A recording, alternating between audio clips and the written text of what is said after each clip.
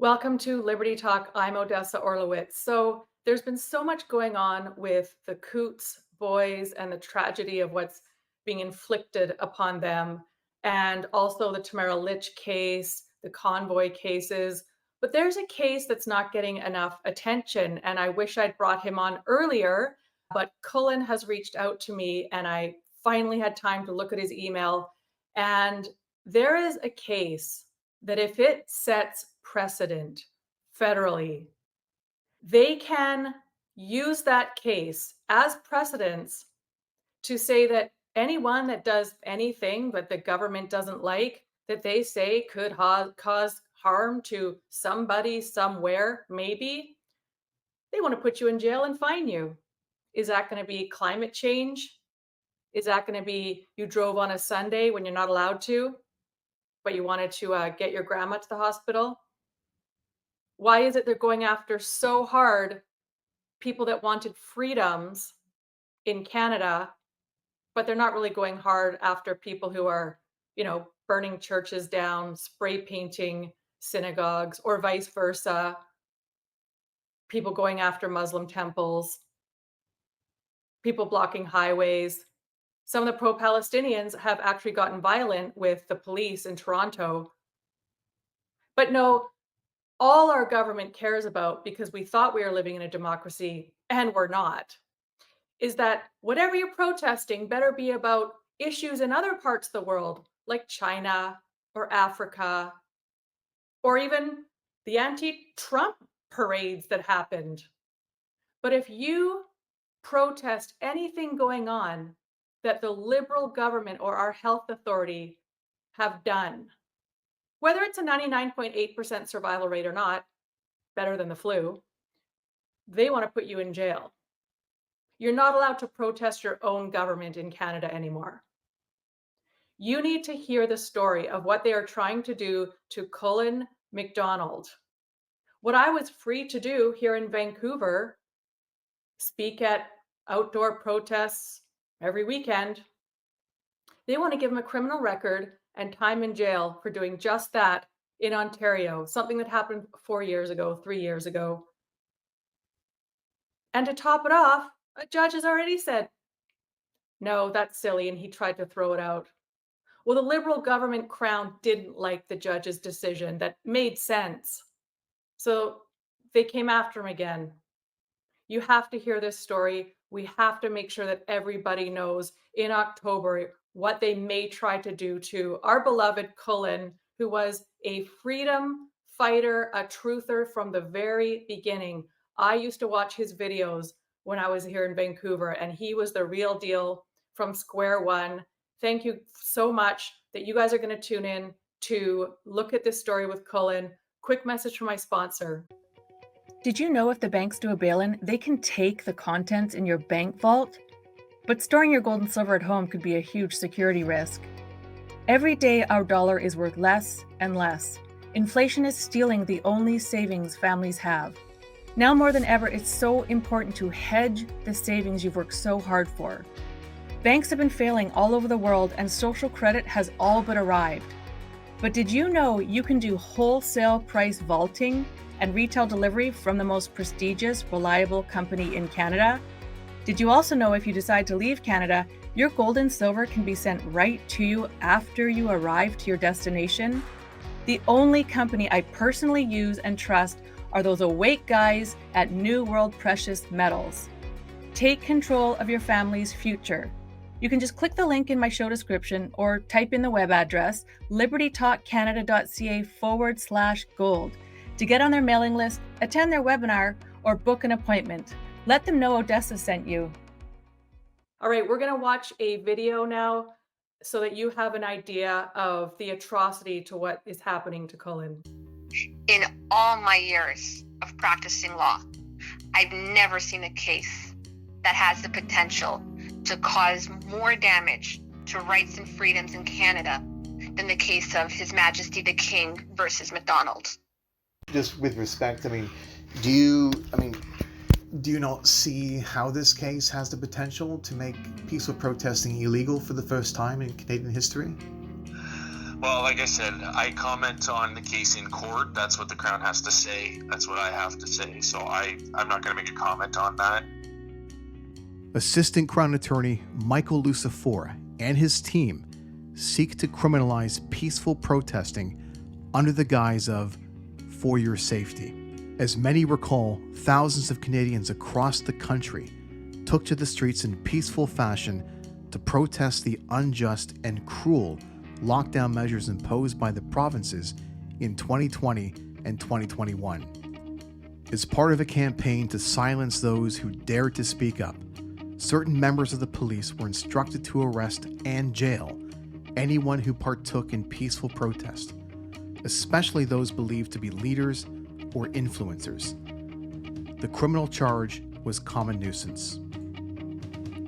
Fast forward 3 years later, anyone arrested for common nuisance had their charges withdrawn. Everyone except for, that is, Cullen McDonald. Cullen has now become what's called in legal terms a test case. The question now is, how far will the state go before anyone notices the true insidious nature of the Crown's appeal? To put things into perspective, if the Crown has their way, the police could arbitrarily arrest anyone who violates bylaws in the name of public safety.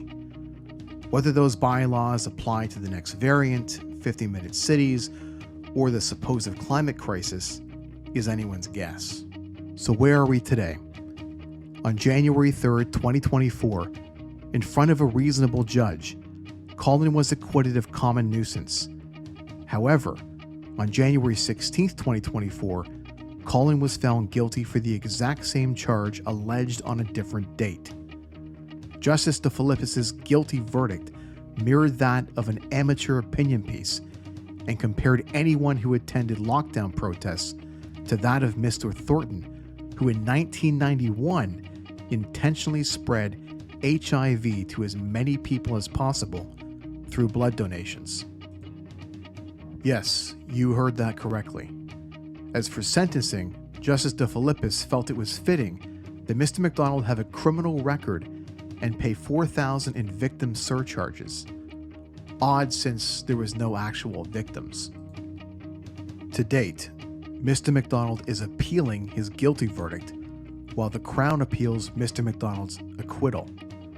But to add insult to injury, the Crown also decided to appeal Justice DeFilippis' sentence because the criminal record and $4,000 in fines wasn't good enough. In fact, Mr. Lucifora feels that 12 months in jail is the more appropriate sentence. For those not keeping count, that's 3 appeals in total. The Crown's efforts and endless supply of tax dollars used to prosecute Mr. McDonald actually has very little to do with him as an individual and more to do with the state's tyrannical playbook. And for all those who forgot what common nuisance looked like in 2021, it looked like this.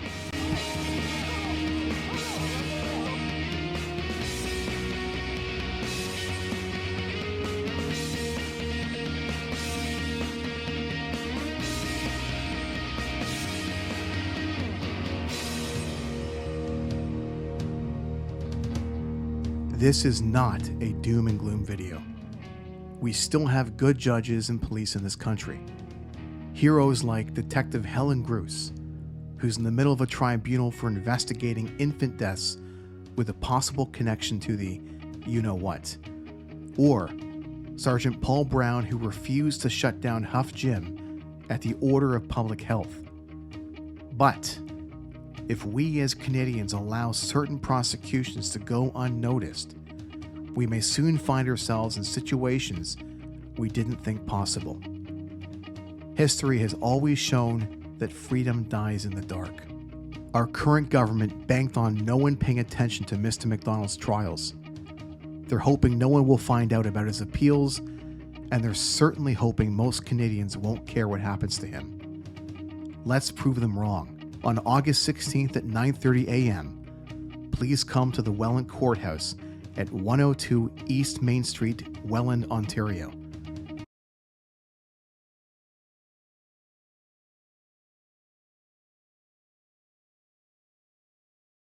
Bring your Canadian flags and assemble in peaceful fashion. In the meantime, please share this video and let other Canadians know that this is actually happening. Public awareness is our greatest weapon, which is why this video is necessary. All right, let's bring Cullen on. Hi, Hi, Odessa. I'm so glad you reached out to me and I actually saw the message. It was meant to be. So just tell me what happened. And now they're coming after you again, and then a new judge. And then I know that you were coming to go to court, and then they purposely, I think, screwed you. You had to turn around and go back to Mexico. What's happening? Yeah, I think Dave's video that we just watched there, does a really good job explaining the situation. As you mentioned, this goes back to 2021. So this was the spring of 2021. Before the vaccines, before the passports, before the convoy. This was right at the beginning of the what we call the rolling lockdowns. As you mentioned, all I did was attend peaceful assemblies in a peaceful fashion with fellow patriots, and we peacefully assembled. I was invited by the organizers to speak. I came, I spoke, and somehow the Crown has turned that into something that it wasn't, and asserted that I was the organizer of the protests, and that therefore I put the entire public at risk. I endangered their lives because I allegedly violated the Reopening Ontario Act, which was our provincial mandate at the time. And they used this allegation of a violation of a bylaw to justify a criminal charge, which is called common nuisance. So common nuisance is a federal criminal charge that does come with jail time if you're found guilty. As you mentioned, so I was charged twice. This was in April and the end of April 2021, and then there was a second protest 2 weeks later in May. So both of them I attended. I was charged afterwards in my driveway, very Orwellian style arrest and release. But I was given bail conditions that prevented me from possessing a microphone or a megaphone or anything that could amplify my voice. So they're alleging that my physical presence endangered the public, but the bail conditions that limited or protected the public from me was a limitation on my ability to speak at protests. And that was very evident in the second charge. So after I was charged the first time, I couldn't possess a microphone. So I was invited to a protest 2 weeks later, a very small one in Niagara, where I'm from, Niagara, Ontario. And because I couldn't use a microphone, I just yelled. I yelled for 60 seconds, pleading for people to understand our rights and to fight back against this corruption, this plain, I'll just say, communism, which was taking over our country. And so as a result of that, I was arrested again, and the escalation of the bail restrictions I received were now, after the second charge, I couldn't be within 50 meters of any amplified sound in the province of Ontario. So 50 meters from amplified sound. And again, that was the escalation they took to protect the public. Let me guess, somehow when you speak into an amplification mic, does your spit go through it and out and all over the elderly? Or in other words, they don't want people listening to you quoting statistics. Yeah, exactly. And if you want to, fact. Yep. To give you an idea of just how insane it was, after they removed my ability to use a microphone, the Crown prosecutor, Mr. Michael Lucifora, for your viewers, coincidence, right? Wow. Mr. Lucifora actually had the audacity to note and to point out the fact that I had to yell at the second protest, and that because I was yelling, because they took away my ability to hold a microphone, that did increase the risk to the public because I was shouting. Just insane, right? Yeah. And here we are.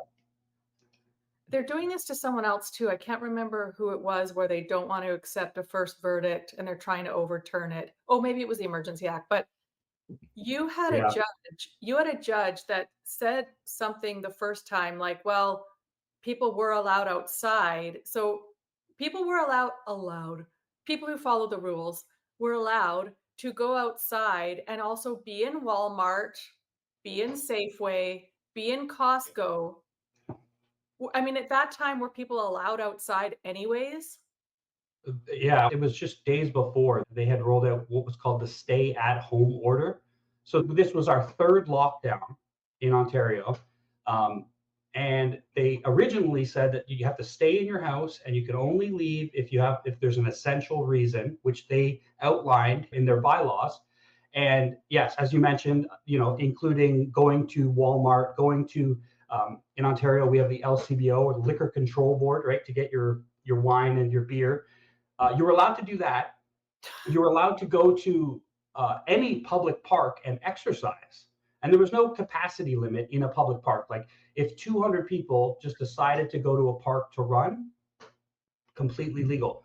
The second that you decide to assemble peacefully, instead of exercising your body, and now you're exercising your rights, that was a violation of what their bylaw.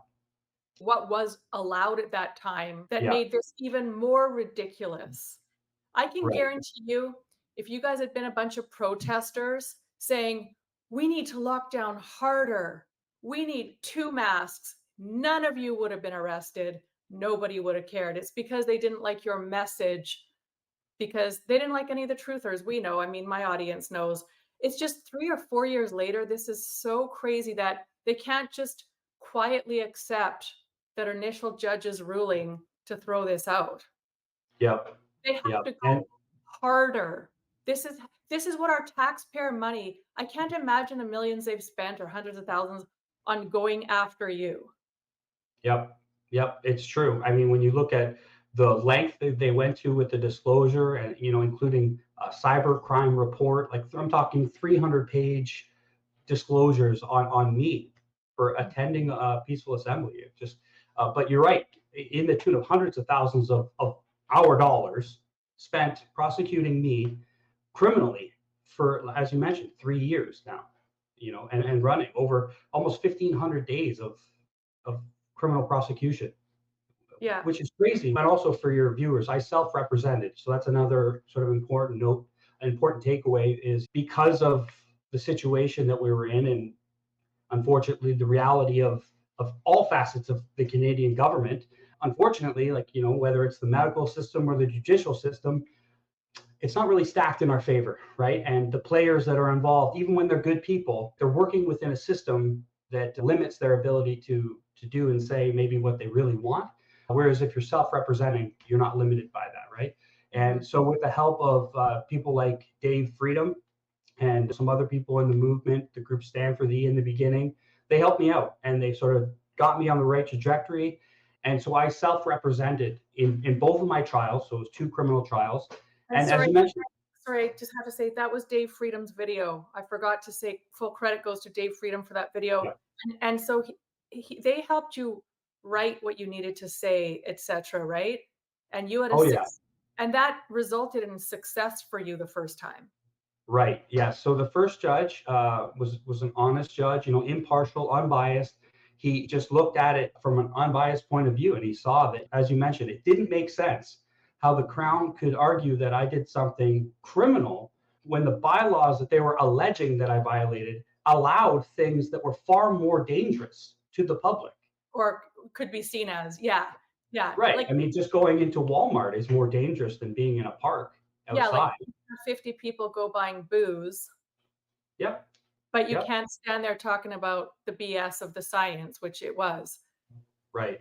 Right. So I self-represented in these trials, and it really is. It's like the tale of the 2 judges, because I got this first judge, and he didn't by any means agree with me or us, and he just looked at the facts, and he found that I didn't have the requisite mens rea or guilty mind or the guilty act. There was nothing that I did that the Crown was alleging that would be criminal. So he found me not guilty. I was acquitted on the first trial, and which normally in any other setting, in any other legal proceedings, if there's a decision made in a court that's on the same level, the second judge is supposed to be influenced by that first ruling. It's Yeah. case precedent, right? And normally it makes that the job of the second judge easy, because some other judge has already done the work. And because they're all on the same team, you would think that they would find the same result, because factually and the evidence, although there were two different protests on two different days, what I did and the evidence the Crown had was identical for Yeah. both of these protests, right? Protest, yeah. Yeah. And it's amazing that they can't go, oh, well, in other provinces, there was no problem with doing it outside. I know some provinces, they did have the same thing as you guys had, but like in BC, our Bonnie Henry tried to do that. She went to a judge and said, I want people to get arrested if they post on social media that they're going to church, because the churches were shut down. They want to pre-arrest you if you're thinking of going to church and they can prove it. They also wanted to arrest anyone who did the outdoor. And the judge here, I remember I was actually at a protest outside of that hearing, that court case. I was out there with, I don't know, 300 others. I spoke at that one too. And I remember the judge saying to Bonnie, I already have 500 people at my door. Like he saw that. If we now make it illegal for people to protest outside when you can go outside in general, I'm going to have 5,000 people at my door by next weekend. And he said, no, Bonnie, I'm not giving you the illegal to protest outside. So they have a precedent with that too. Just you might want to put that in your notes that a judge turned that down here too, because Yep. it's nonsensical. And it's so obvious that it's like, we don't like politically what they were saying. And so we are no better than China. Yep.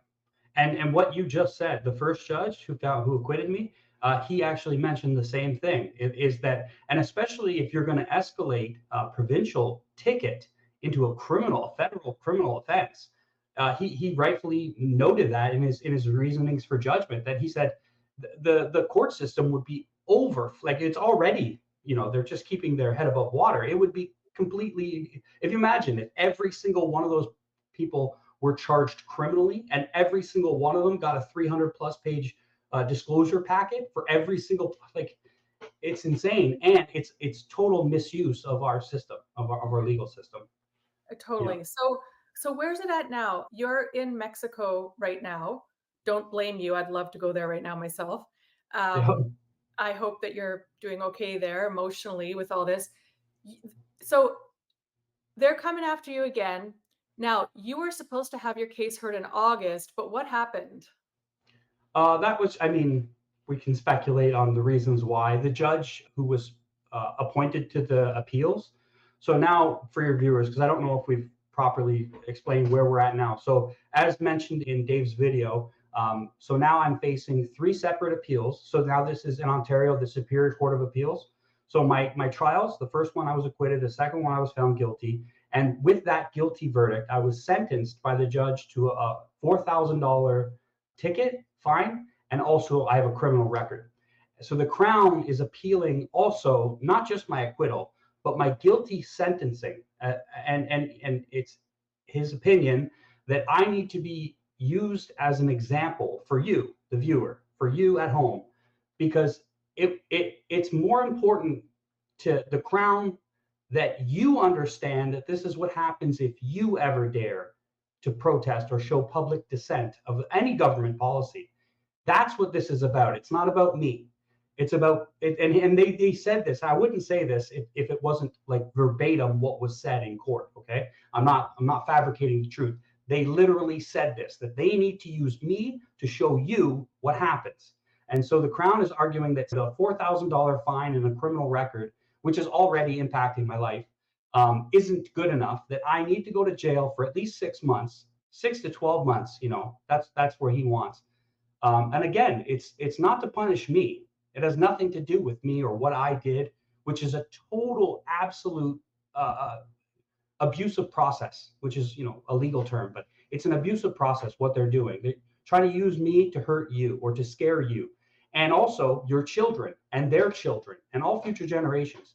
It's extremely scary what they're trying to do with that. So that's where we're at now. The appeals are going to be heard in Welland, Ontario, and they are going to be on October 11th at 11 a.m. So there's going to be 3 separate appeals all heard together on October 11th. Okay, so in the description, I will put where you can follow Cullen so that those of you in Ontario can show up to the courthouse and show support. And what's the name of the Luciferian man that's after you again? Michael Lucifora, he's an assistant crown attorney. Yeah. So can I put a link to where he is at? Is he on Twitter or? These crown prosecutors have absolutely no digital footprint, so to speak. They're you can't find anything on them. Except by we design. have one old photo of him, right? Or something? That's correct, yeah. And I can tell you, it's public knowledge that he joined the bar. He was appointed to assistant crown attorney in 2020. So perfect. By right, the right, yeah, right when this has happened. He's a young guy, and I hold nothing against him. I honestly, I know he's doing what he is being told. Do I give him a pass? Absolutely not. Would I do it? What he's done? No, absolutely not. But he's being told what he has to do. And that's the more concerning thing for all Canadians, is that, this isn't all coming from him. This is coming from above him. And these ideas like the jail time, for example, they're coming from above down. So here's the thing. They compare you to spreading HIV at one point, a guy that was literally sleeping with a bunch of people to spread HIV. If you believe in HIV, everybody on the freedom community is split on that. I'm not going to even try to go there because I don't know. But here's an example. We have an immigrant in Toronto. I just saw the video that just took a massive dump at a bus stop downtown in a very busy place for everybody to step in. Is he going to go to jail for putting everyone in danger that they could pick up whatever disease you pick up from crap? What's the name of it again? E. coli or whatever? Yeah. Are they going to go after him criminally for putting everyone's life in danger, or a dog's going to come and eat it? No. Nope. There's seriously, that's grosser and a bigger deal than you standing there talking in a damn park. Yep. And just like the examples you gave before with some of the more recent stuff that's been going on, something as simple as burning a flag in public, or as you mentioned, stopping the highway. Those are activities that we never, of course, the people in the freedom movement, we never even would have considered. But yet it's being allowed today. And as long as it's for the agenda that the mainstream wants you to follow. That's the big difference. Yeah, and we also have immigrants pooping on beaches now back east. I made sure that was a real story before I said it. That is way bigger of a health risk than anything you've done, and they won't do anything to them. No, it's that you're against communism, you're against the totalitarianism, and you'd think that they'd leave you alone now that kind of more truth has come out about this whole thing. But what they're saying is, we don't care scientifically what the truth is. When we say stay home, you stay home. Yeah. And I think you nailed it on the head there, because that's really what this is about. And as you mentioned, it's about what I've learned through this process of self-representing. I had no idea. I mean, before the pandemic, I never even got into politics at all. Me neither. Right? I don't care. I still don't. But it's when you start treading on my freedom and my medical freedom, that's when I got involved. But what I've learned is that this is all about case law and case precedent. And when you come into these courtrooms, as I have, and you go into trial, and you start to realize how quickly it happens. I mean, my R versus McDonald, my guilty verdict, the second one, was being referenced in court, not but a day later. So that's how fast this happens. They are literally frothing at the mouth, these liberal prosecutors, for these case laws. And they know. So just to break it down, basically, what I was charged with, which is common nuisance, is a criminal charge for endangering the lives of the public. Now, a foundational part of that charge is you need to violate or breach a legal duty. Okay. And so normally, as you mentioned, common nuisance is if you donate like HIV contaminated blood to Red Cross, right? Or if you go out on a cold morning, say you don't like your neighbors, so you put ice or put water on a corner, knowing that your neighbors will all crash. There has to be an act, a breach of duty, a legal thing that you do that is unlawful. Okay, what the judge decided and the Crown argued is that the legal duty that I did was that I breached the bylaw, the provincial mandate, okay, which I was never charged with, I was never convicted of. On the days that I attended these protests, I was only charged criminally. But they're saying that I obviously clearly, without being found guilty without ever being put on trial or given a court date, they found me guilty of violating a bylaw and then used that as the justification to anchor the criminal charge. That concept applies to literally anything. And like as you mentioned, is it climate change? Is it the environment? Is it smart cities, 15-minute cities? Literally, and this isn't a stretch. I'm not like over exaggerating. That's exactly how the legal system works. Is that R versus McDonald, my case law? If these appeals don't get quashed, that's exactly how this will be used. This will be used to limit your rights of movement, assembly, association, speech, whatever it is, wherever the government can say that there's a possibility of a threat. Not an actual threat, a potential, a possibility, a hypothetical, you could endanger or the risk the lives of the public by driving your F-150, more than 25 kilometers out of your circle.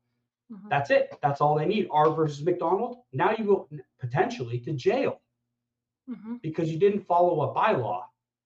You see how dangerous that is. It's from a legal perspective. And the whole thing is we have case law on this from the Supreme Court of Canada, R versus Sharma back in 1993, where it was declared that they cannot do this. They cannot escalate a bylaw or a regional or municipal law into criminal for the purpose of enforcing the lower statute. They can't do it. Did you use that as your defense in any of this yet? How did that go? Well, here's the thing that I've learned is that I don't want to get too much into it, but if you've ever heard of people using the term like kangaroo court to describe these provincial, I use it all the time.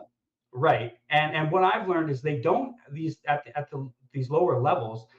They don't. I don't think they have the authority or the jurisdiction to even rule on case law. Even though they talk about it at the provincial level, it's when it gets to the higher level courts, that's when for example, your rights, our human rights or charter rights, these lower level judges, I don't even think they're allowed to speak on it. They're literally statute courts. So they look at what's the statute, did you violate it, yes or no? And they don't, regardless if you have like an egregious violation of your human rights, they don't even have the jurisdiction to discuss it or to rule on it, which is a way broader issue. Something that, again, I had no idea that this stuff was, how would you, right? And this is all by design. They've taken our ability to learn this stuff away from the schools, and we don't learn it in elementary school or high school. And until you're kind of thrust into it, you don't even realize that. But the appeals court, the superior court, they do hear these arguments.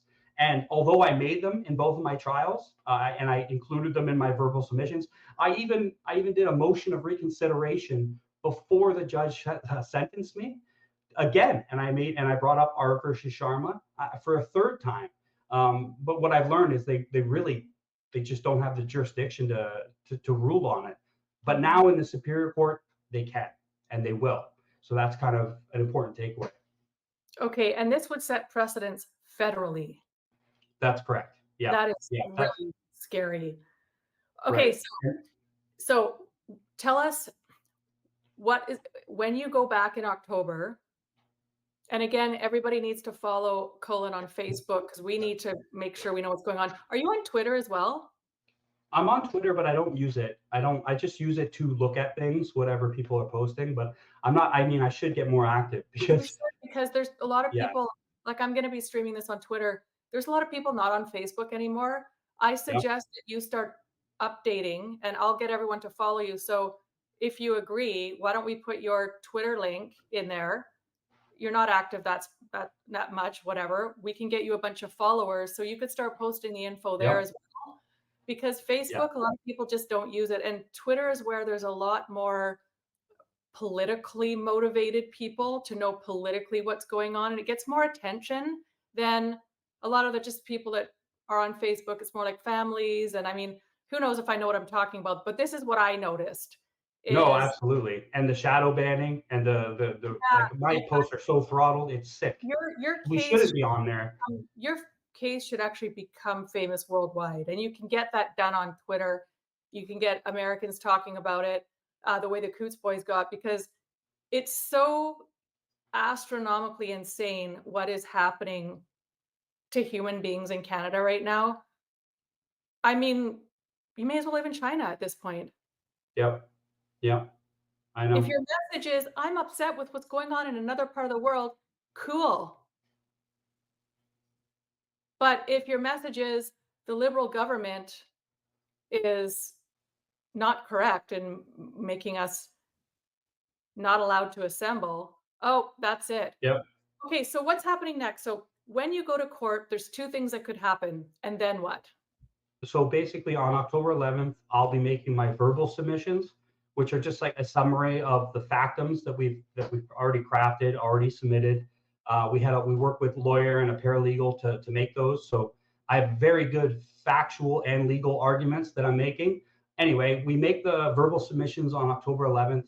The judge takes everything, both sides, both the factums on both sides, and then they take usually like a couple weeks. Apparently, it could be longer to make their ruling. And then they're going to make their ruling on everything. So it'll be all encompassing.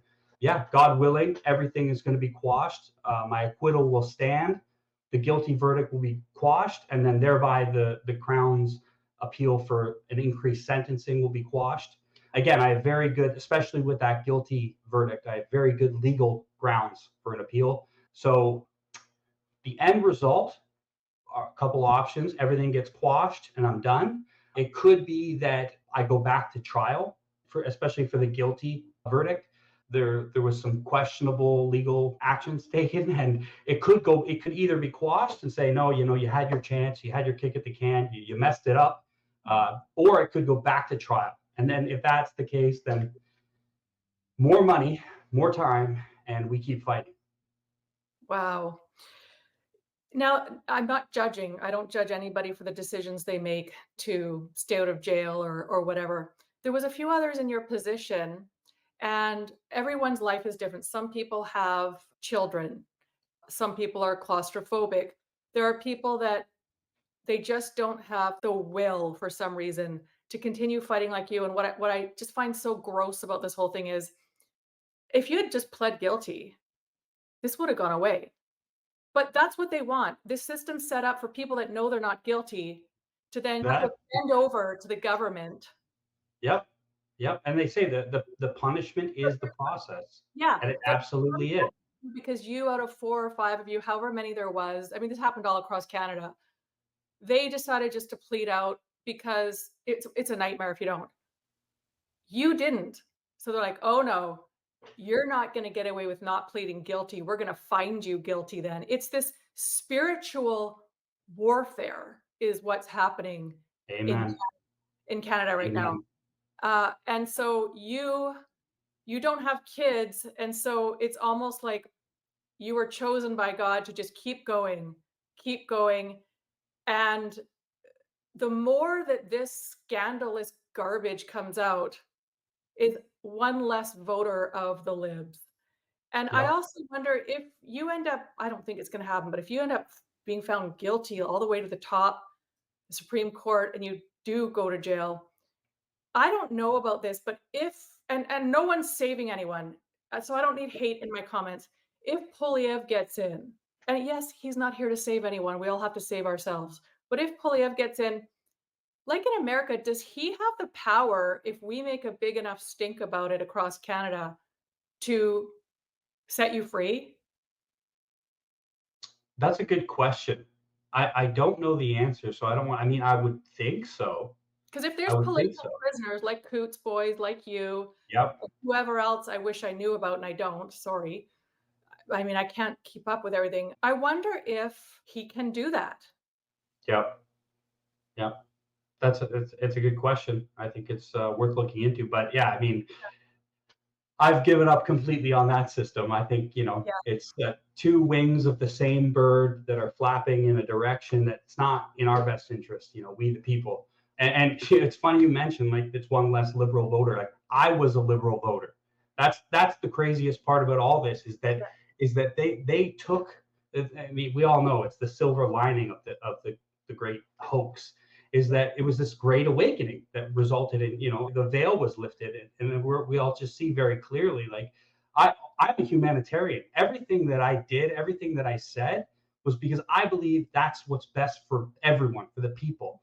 And, as you mentioned, like I don't have any kids, but I have a bunch of nephews and nieces, and that's all I care about, and the future generations. And the last thing that I want is to look back at my life when I'm on my deathbed, and to say, gee, I wish I did more. Because if nobody stands in their way like I have and many others, if nobody does that and we all just buckle and take the plea deal, they get away with murder. And then we're going to think back on it one day and say, oh, I wish I did more. I wish I took a stand. Because had I done that, maybe we wouldn't be where we are. And that's, I think, on all of us. I use the analogy back in the day that we have to be like a hive of bees, where one bee will just sting anything, right? If it's a bear or whatever. But a hive of bees can take down anything. And we all know that this machine, the matrix that we're up against is massive. But collectively, there's just not enough of them, whatever they are, Yeah. right? We have the numbers. We can do whatever we want as long as we follow the law, do things peacefully.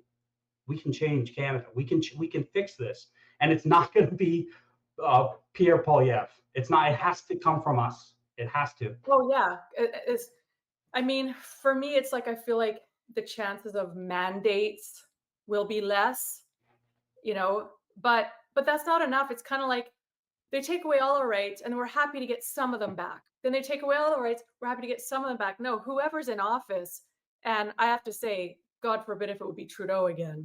I mean, Polyev is better than Trudeau, but look at us. Look at how pathetic we're getting. Oh, well, he's better. Maybe the WHO won't be able to mandate for 5 years instead of in next year. Like basically it's like this chipping away of our rights, and we're all trying to hold on to just any through a different leader. But as we know, the my next show actually right after this is going to be, we have Bob Ray, I think is his name, going to represent Canada at the future pact UN thing in a couple weeks to sign away our country. I mean, it's top down, and it's a dragon that would be after any politician running this country. So that's the thing, is it's only the street level that can say no to all of these 1% elite Yep. garbage beings. There will be no other solution. There isn't. There can be no other solution. No one can stop this but us, and that's every single one of us individually. It's the only way. And you're standing up for all of us that were speaking. There's a lot of us, like maybe 2,000 of us across Canada that were the speakers at events. You are literally going in there for all of us. I could have been in the same position as you. Yep. If I'd just been a province over there, like it's insane. Right. It's insane. I know. Do you know what's happening with, I could ask him myself, but whatever happened with Maxime Bernier's case when he was in a park speaking and he was arrested? That was the same protest that I was arrested. That was the same one. So Was that he 100 grand? Like what's happening with him? Do you know? he had them dropped. He was charged provincially. So Maxime Bernier did the exact same thing that I did on the same day at the same protest. I was charged criminally, and the Crown and the police fabricated that I organized it somehow. But Maxime was charged provincially with a bylaw, and he fought them. And eventually, I think he was offered a deal from the Crown that if he donated an undisclosed amount to a charity, a local charity, they would withdraw the charges. So that's what he did, and that's what happened. But he wasn't charged criminally, right? This thing about, well, you were the organizer or not, it shouldn't really matter. Anybody should be able to be the organizer, the person in charge at the Zoom meeting of this idea, as long as they're not going out and hurting people. So whether you're the organizer or not, or the guy pouring coffee, or the secretary to the organizer, it really doesn't make a difference as long as it's peaceful. Yep, What does 100%. it matter if you're the organizer or not? You're right. It doesn't. It doesn't. I had to address it because of the logic that they were using, right? So you have to play ball with these people. We, myself, Dave Freedom, we didn't want to touch that at all because exactly what you just said. It doesn't matter. We have the right in Canada to peacefully assemble. It doesn't matter if you organize it, if you promote it, or if you attend. It's a right. Okay. What they were trying to spin is that, and this was the Crown's plan, is that because I was the organizer, I was therefore responsible for everybody at the protest. So instead of just one mouth spitting particles, breathing moistly, as you guys might remember, now there's 200 or 2,000 people who I was allegedly responsible for, which was a fabrication, a complete lie. But that's why I had to address it. And again, that was just the angle that they spun. If we were just talking about our rights and we were just arguing, say, like the Bill of Rights and my right to peaceful assemble, it wouldn't matter if I was the host, the organizer, a promoter, or just a speaker. And that's eventually what happened with the Crown is he went from I was 100% the organizer to, okay, well, he was an active participant to eventually, it doesn't matter if he was anything because they all committed common nuisance. Right. Which is where we get back to that. They want to get you any way possible. We're literally living in a world where you can speed, you can hand out fentanyl like candy, Bonnie. You can do U-turns, you get a little ticket, and if you go to court, half the time the cop doesn't show up, you're off the hook. That is putting people's lives at risk more. Our Bonnie Henry gives out safe supply, but our province admits that they still lose some from the safe supply. So is she going to jail for knowingly endangering people? No. But you can't stand in a park because instead of doing jumping jacks, you were talking about freedom.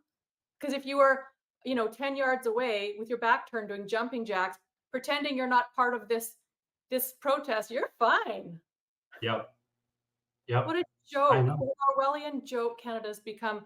And I just admire you so much because you are going to the very end with this, just like the Coots guys, just like Tamara and them. And I just respect you so much. And I want to make sure that I don't lose track of this story. My mind gets very full with a lot that I'm doing. So close to the event, not the event. Well, that's what it is. Close to the theater of court. Please, if you can, remind me so I can give updates of what's going on. And if we can get your Twitter link going again, that would be great so that you can update there. And on Facebook. Was there anything else that we should talk about? No, I think that pretty much covers it. The whole point of this is for me to do the best job that I can to let people know that this is happening.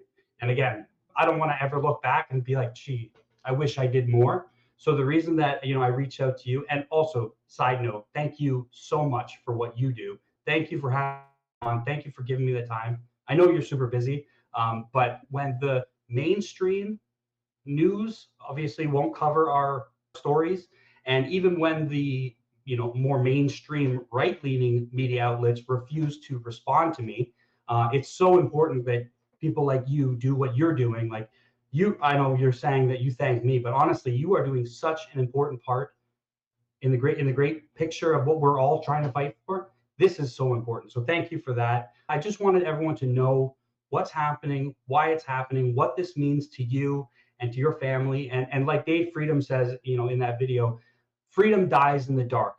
Yes. So we have to shine the brightest light on this. And so my only ask or plea is just for your viewers to share this interview, please. I know we don't always want to share every interview, and there's a lot going on in the world, international distractions galore, But Yeah. this is so important to all of us. So you're sharing it, liking, engaging. That really, really helps because public awareness is our greatest tool, our greatest weapon in this Yeah. war. So, Hmm. And it's because of you fighting for our freedoms that I may be able to have this podcast a little while longer without me going to jail for putting out information that could put people at risk because they decide not to take a mm-mm. I mean, yeah, where does it end? They're coming after all that too, but please go follow Cullen on his Facebook, on his Twitter. Are you anywhere else? Instagram? I'm on Instagram too. Yeah, Cullen McDonald. I'm sure my name will be in the description. I'll get you my Twitter. And I think I needed that kick in the butt to get on X and really join the world on that side because you're right. The censorship on Facebook is just Yeah. egregious. Yeah, It's and no one's terrible. saying Elon Musk is gonna save the world either. I don't need to get that Yeah. hate either. However, there's very little censorship going on there, so your story could get a lot wider of a reach. Until Trudeau calls Twitter and is like, we don't want you to share this one, or we're gonna shut you out of Canada, because we know that crap is happening too. Yep. Anyways, Colin, thank you so much. I will let you know when the show's out. Really appreciate everything you're doing. We'll keep in touch. Yep. Thank you so much. God bless you. God bless everyone watching. Thank you guys so much. You too. Thank you, Colin. Please share this. It's so important. If you want to just take clips, if you want to upload this to your own channel, please do. I'm all about ripping my stuff off. I have no problem with that. The truth is what matters. I will see you guys next time. What is the body's most important nutrient? By volume, the average body is 62% hydrogen, 24% oxygen, 12% carbon, and only 2% everything else. Health science is concentrated on minerals and vitamins, but those are part of only the 2%. When considering proteins and carbs, they miss the importance of hydrogen, how we normally get it, and its role in the body. Hydrogen is the building block of life, and it's involved in virtually every chemical process in the body. Without sufficient hydrogen, the body starts shutting down systems that aren't immediately life-threatening to preserve hydrogen and life. First, the regeneration system shut down, you age quicker and heal slowly. Then, the immune system shut down, you get sick easier. And finally, organs start to fail. Science is proving that chronic lack of hydrogen causes or exacerbates nearly every ailment known to man. How do we normally get our hydrogen? What is the best way to get hydrogen into your body? What is Brown's gas? Learn more at aquacure.life. That's aquacure.life.